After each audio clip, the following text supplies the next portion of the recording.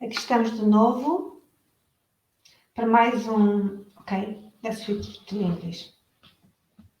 So here I am again for another of our Mother Journey talks. Very happy to be here with you. Happy to welcome you on one of these many themes that are related to a woman's journey through motherhood. These are all topics I selected from multitude of themes that we teach about during the mother journey, which is the pre and postnatal yoga teacher training. My name is Satya Kaur, and I'm one of the partners. Ian O'Keefe is my other partner. The Mother Journey School, 9 other trainers who are also take part leading the students through a process of e-learning. The Mother Journey is launching itself online come October of this year. I know you're arriving, and it's difficult for me to see at a distance who's coming. Many of you I know, many of you are my friends, students, or acquaintances. So a big welcome to all of you, and for showing your interest in issues that are very relevant today.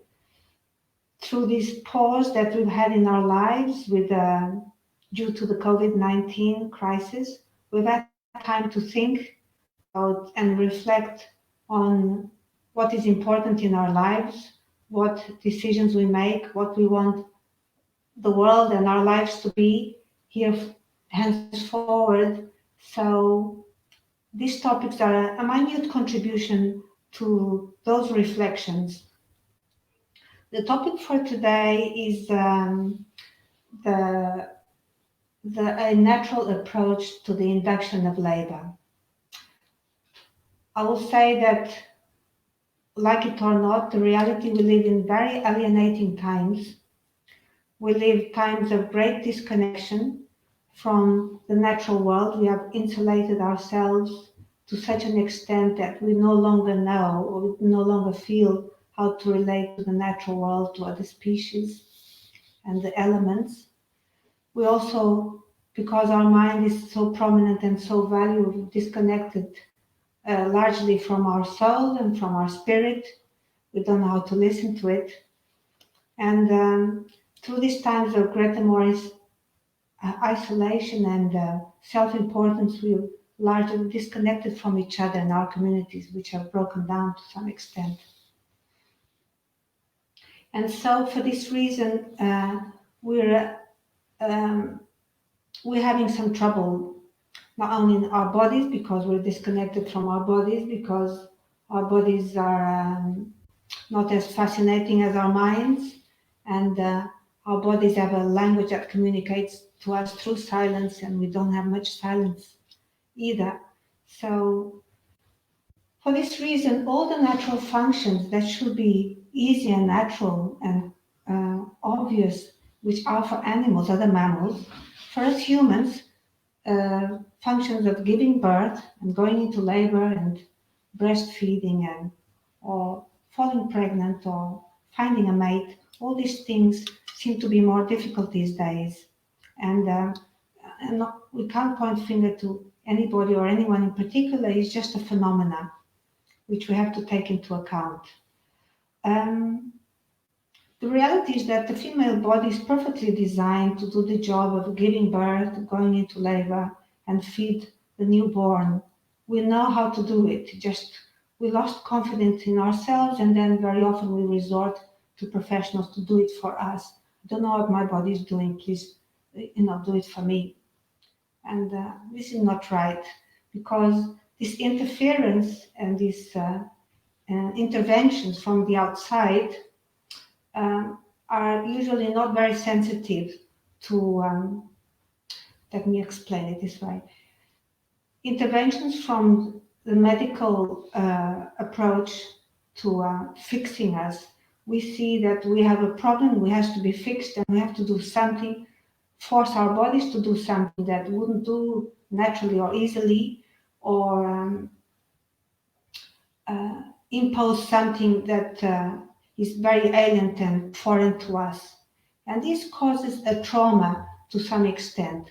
We don't notice, we don't see it as a trauma, we see it as a help, but actually it's a trauma that we have to recover from, and sometimes we don't. In maternity, obstetric interventions, sometimes we don't recover from them and they become long-term burden in our subconscious. And it takes active healing, sometimes it takes rituals. So, but let's talk about induction of labor. So we perceive, why don't we go into labor naturally and easily? Why does a pregnant woman who reached the dates, and the date is already a question, has she really reached the dates or the ultrasound says so? And but for a pregnant woman and a mother who's going through this very expanded experience of life, which is pregnancy, to go by figures and by numbers and by dates and by hours and minutes, it doesn't go. It's not conducive to relaxation and to yielding and to expansion, which what needs to happen in the birth. So when you impose a completely foreign perspective on a woman's body, on the body and life of the unborn child, it at odds with each other. So very often we just hand over ourselves to this other method of sorting ourselves out because we're no longer in charge, we no longer understand, because there's a disconnect, like I said at the beginning. So there's physiological approaches to inducing labor. Physiologic labor is much safer as a whole. And when you start messing up with it, then is often a cascade of other interventions. Why doesn't the body know how to go into labor? Apart from the date issue and the pressure that comes from it, there's also the fact that we perceive our world, or our body perceives our world as hostile. Maybe you don't have family around. Maybe you live in a very artificial environment, which kind of is not conducive to you having pleasure or you relaxing or feeling alive. Or maybe you go into a clinical setting to give birth, and what professionals might do to you with the best of intentions makes you anxious. And for this, or maybe you live such a sedentary life, or that doesn't allow for much movement or freedom in your body, in your pelvis, in your mechanics of your lower body, and therefore the baby can't get into a position that is auspicious to entering the birth channel and coming out. So there's many things that you can do in order to induce the labor. Relax and have pleasure and be very joyous. These are very good states for things to happen naturally. How do you induce that? There's many things, and I don't want to just make an intellectual long list. You learn more about it and you will experience them when you do the Mother's Journey training. We'll talk about guided visualizations in nature, where you actually have experience of the forces of the water and of the blooming and of the strength of some natural features such as mountains and trees, etc. There's also various movements, yoga postures and dances that you can do that help you to open the pelvis and help negotiate with the baby a position that is good for stimulating the cervix and exiting your body through the labor. But one main one is that the way we think, the way we perceive things and judge things has an impact in our hormones. So our thoughts create inner states that induce the secretion of certain hormones and the reduction of others. And hormones is what governs the labor. and the organs, the viscera, respond to the hormones. So if the hormonal levels are low or insufficient because your thinking and your emotional states are in such a way, then your body is not going to go into labor. The reverse also happens. The hormones are secreted and your emotional states and your thoughts automatically are very different from when those hormonal levels were not there. So there's many approaches to inducing labor, which we can and do explore in our trainings. But today I wanted to focus more on the herbal approach to inducing and accelerating labor, which is not too different. And for this reason, I invited a very good friend of mine and a teacher and a famous clinical herbalist, Olivia Fite. And I would like to invite Olivia to come onto this talk with me. So let me introduce you to her. Olivia now lives in Portugal. That's where we met. And here she is. Welcome, Olivia. Hi. And I wanted to bring the herbal and plant medicine perspective onto the process of labor. And in this particular case, we're focusing on induction, but you can talk to us a little bit about the role of herbs in labor and the delivery of a baby. Okay, I'm trying to turn my sound. Here we go. See if that'll help. Okay. There's a little bit of an echo on the Instagram live. Okay. Hi, everyone. Hi. So I not so famous herbalist, but I am a clinical herbalist. I'm really happy to be here. Thank you so much, Satya, for inviting me to be a part of this conversation. I have not worked so much with this part of birth that we're talking about today as a clinician, but I do have a lot of personal experience having 2 home births myself. And I do know that herbs are wonderful, wonderful allies in general for the body that is in the process of creating a life, birthing that life, and then recovering from that process of birth and easing into,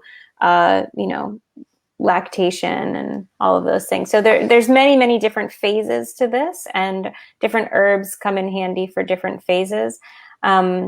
I think that there's definitely some herbs that are more well-known than others, like the blue cohosh, which has been used in combination sometimes with black cohosh.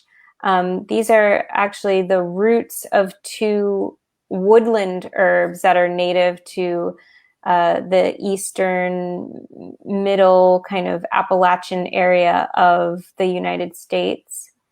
And there is a little bit of controversy around the use of these herbs for a number of reasons. One is that they're actually both on the endangered species list. So that's one of the reasons why I don't personally use blue cohosh in my practice for any reason, is because I really try to not use plants that are endangered. There's also been a couple of cases that have been written about not so positive birth outcomes for infants with the use of blue cohosh. You do have to take this in context, which is that many, many midwives and many people have taken blue cohosh and had successful labors. That said, I strongly believe that if that's something you're going to choose to do, you should always do it under the supervision of a trained herbalist midwife, because there are situations where a baby had heart issues and respiratory issues due to ingestion of blue cohosh. Is there Because glucohash is mentioned in the gift that we goes with at the end of this talk. Susan Weed, famous herbalist, she recommends glucohash in very precise doses. And I remember you commenting, well, those are low doses. They wouldn't be Yeah. problematic or dangerous as such. Yeah, So, if you're recommending homeopathic doses of herbal medicine, that's really seen more as homeopathy than herbalism. They're kind of two different schools. And homeopathy, what it is, a lot of people don't know this actually, but a homeopathic remedy is when you take a mother tincture, what's known as a mother tincture, which is an extract of the actual plant matter, and with alcohol, and then you take 1 drop of that tincture and you put it into, so let's say I have a glass of water, I take 1 drop of that and put it in the glass of water, and then with that dilution I take 1 drop of that and dilute it again, and I do that 10 or 30 times, and it's the end process of that you're taking. So actually, from like a Western medical perspective, homeopathy has no chemical effect on the body. It's really considered to be a different kind of medicine that's more energetic. So if you're worried about, toxicity issues, for example, you would not need to have that concern if you were using homeopathic preparations of glucohash. but it's true that all traditional medicines, including herbal medicine or Ayurvedic or Chinese traditional medicine, all these medical traditions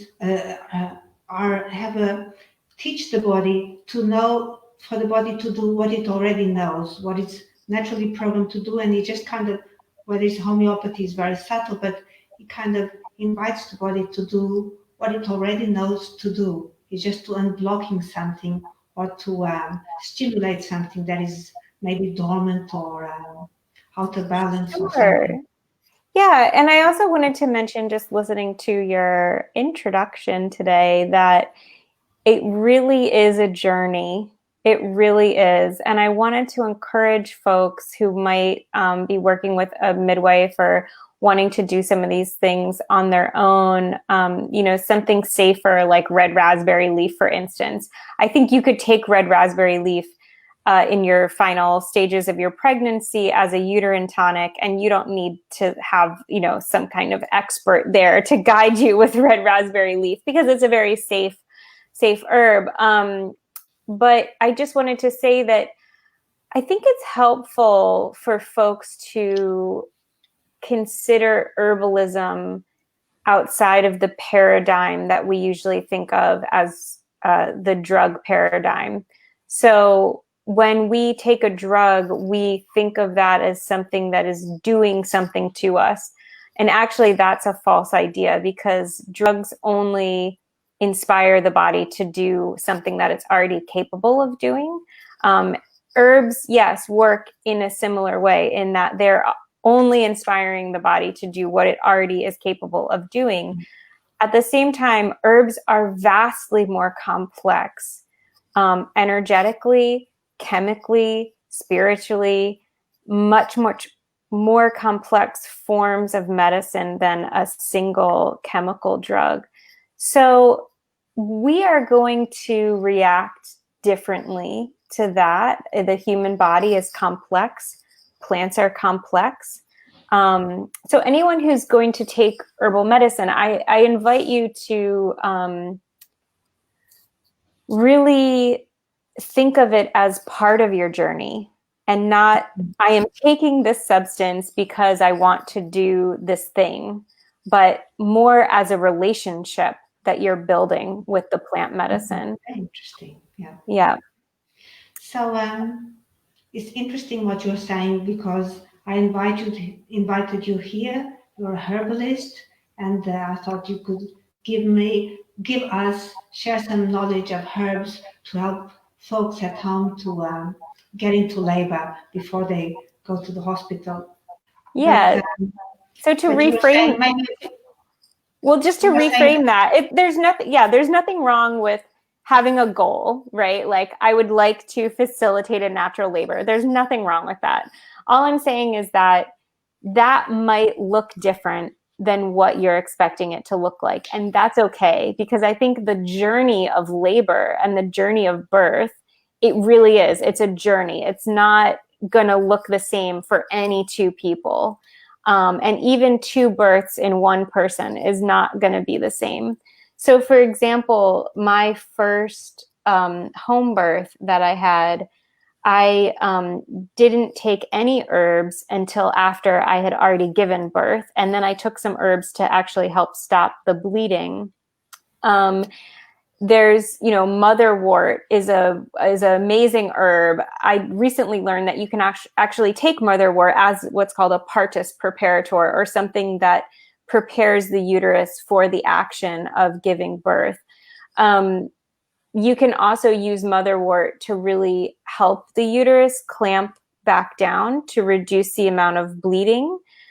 But outside of that, it is spiritually, historically, the herb for mothers. So literally the term is the mother's healer.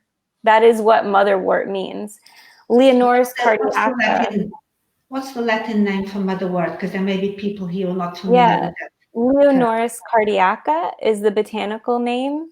It's known in Portugal as agripalma. Not so easy to find, but you could definitely grow it here if you could find seeds.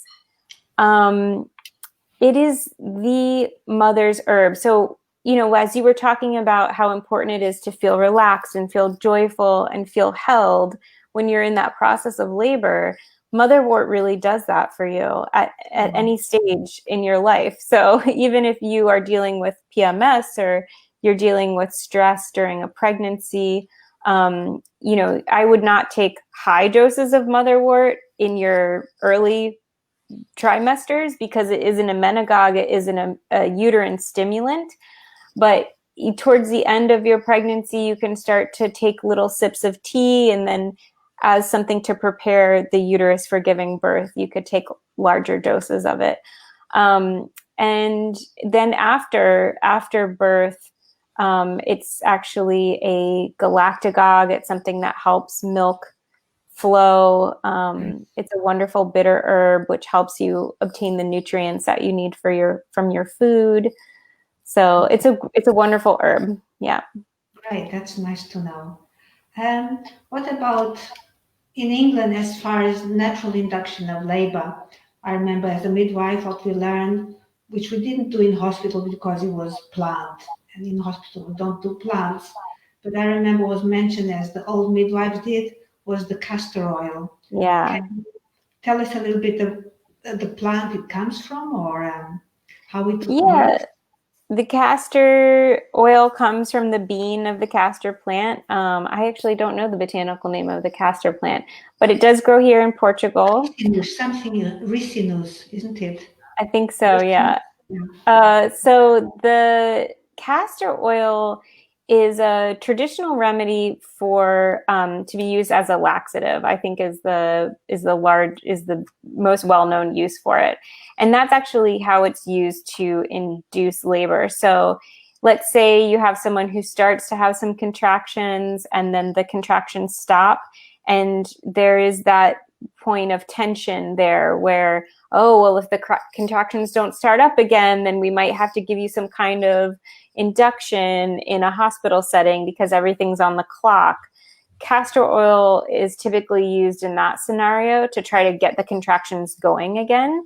And I've heard that it works. I've never tried it myself, but I definitely have had herbal teachers who have used it. And it is a very, very strong laxative that's really just stimulating your intestines so much that your uterus kind of gets kickstarted by that. That's right, yeah. And can you tell us a little bit more about raspberry leaf? Because this is very well known. It's sold in every health shop, especially for pregnant women. Yeah. Tell us a bit what it does, raspberry leaf. the leaf of Rubus idaeus, or red raspberry. It's the same plant that we get the red raspberry fruit from, but it's the leaf that we use medicinally. And you can use it as a tea. And it's really wonderful for nourishing. It's very mineral rich. It's thought of as a nutritive. It's very nourishing. It's a kind of blood builder because it's so mineral tonic, but it's also a very well-known uterine tonic. So if you think about your bicep, when you work out, what you're doing is you're contracting and relaxing, and that strengthens the muscle. And the more you work that muscle out, the stronger it becomes. And red raspberry, we don't know how it's really doing this, but it is helping the uterus, the muscle itself, become more tone, like your arm would become more tone if you worked it out. And with that tonifying of the uterus, you then can do the job of contracting and relaxing more evenly, with more strength, with more regularity, which is what you want when you're trying to push a human being out of your body. It's interesting what you were saying earlier on while we were chatting, how midwives have always used herbs traditionally up until the medicalization of birth and labor. And still today, all over the world. Still today, if you can find them, where you find them, they will have their own relationship to herbs. And that's wonderful. But you were saying that when it comes to the induction of labor, perhaps other techniques and other maneuvers or other practices are more effective, and herbs is like something to do towards the end of your efforts to get the labor going. Would you say that? Yeah, I think so. Like in my first birth, I did kind of like a self-hypnosis before, like all throughout my final 4 months of pregnancy. And I think that really worked. It basically created a birthing situation that I did not experience any pain. So I don't remember my contractions being painful at all. And I really attribute that to the hypnotherapy that I did. My labor for my first birth was 49 hours. I didn't take any herbs. Maybe it would have been shorter if I tried cotton root bark with that labor, but I didn't. And I think there were some structural things going on because I have scoliosis. So like I said, everyone's journey is really different, which is why it's so important to have a very open mind about what your labor is going to be like, and also create a support network. So whatever happens, you feel supported. And also these kinds of skills that you're offering through this mother's journey class are so important to mentally change the conversation around labor and birth that so many of us have, that it's something to fear. It's something that's going to be painful. It's something that's going to be uncomfortable. And the more we think these things, the more that reality is created. So even though I had a very exhausting 49-hour labor to give birth to my first child, it was a very joyful experience because I was surrounded by people that I loved, and I felt totally supported by them. And I had my herbs to help me recover. So that's also important, to feel supported by the plants. So, Olivia, I greatly admire you, and I've learned a lot from you in the last year since I've attended some of your classes. And I'd like to tell all the viewers that we are organizing another online course organized by Olivia and Fernanda Botelho, a famous Portuguese herbalist. It's starting on the 21st of June. Can you tell us a little bit about what this course includes? Yeah, it's actually going to start on the 20th of June. And it's going to be an online version of a class that we started in person at the beginning of this year. And then we made it online because of all of this stuff happening in the world with COVID. But it's 5 modules. Each module is focused on a different flavor or taste. And you are just invited to learn about the actions of herbal medicine through taste. And it talks a little bit about phytochemistry. It talks about practical things. There's medicine making videos. There's herb walk videos with Fernanda. It's bilingual. It's something that we've all put a lot of hard work into. So I'm really excited to share it with the world. Yes, me too. I've learned a lot. I've attended the first edition of the course, and I feel so, when I go out in the countryside, I feel I can relate to so many. I recognize my friends growing all around me and how to use them, and I can help my neighbors to, when they tell me this or that, I can suggest things, and it's really empowering for all of us. Yeah. So I look forward to this second edition and all the resources that come with the course. And I thank you, Olivia, for being here with us, making yourself available. Thank you. Olivia's contacts, should you want a consultation with her, are at the end of the gift that you will receive if you registered for this talk. And I look forward to meeting many of you on next talk, which will be 2 weeks' time, next Tuesday, 2 weeks. And thank you for being with us. Thank you, Olivia, for staying. Thank you, Satya. Thank you, everyone, for watching. Hope everyone's well. Bye-bye. Thank you.